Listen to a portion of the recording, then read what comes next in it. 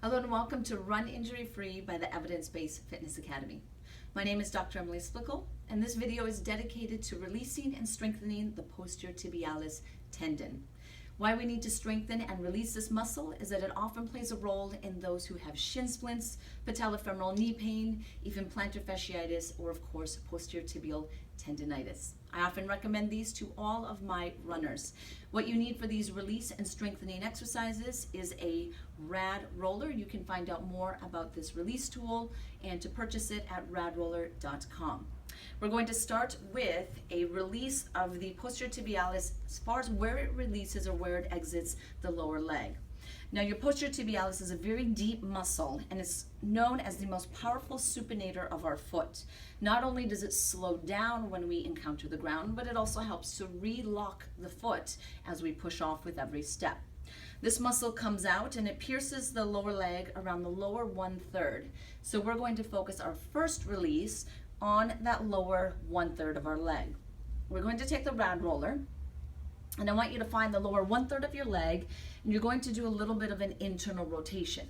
Why we're internally rotating is so that we can actually hit the lower part of that shin on the RAD roller. You're going to place the opposite foot on top if you would like a little extra pressure.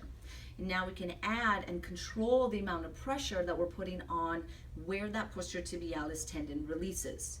You may hold that pressure and then start to move the lower leg in a circle or just a point and flex. If you're more comfortable just holding the pressure or doing a gentle rocking back and forth, that is totally fine as well.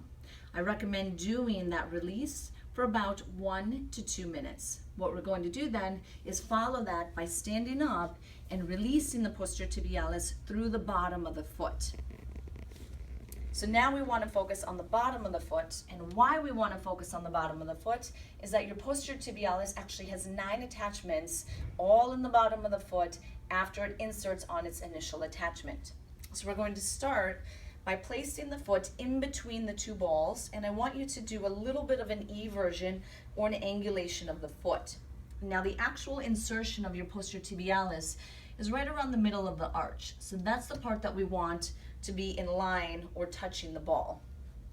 You then may start to roll and you may control the amount of pressure. We're doing a deep massage where that posterior tibialis inserts.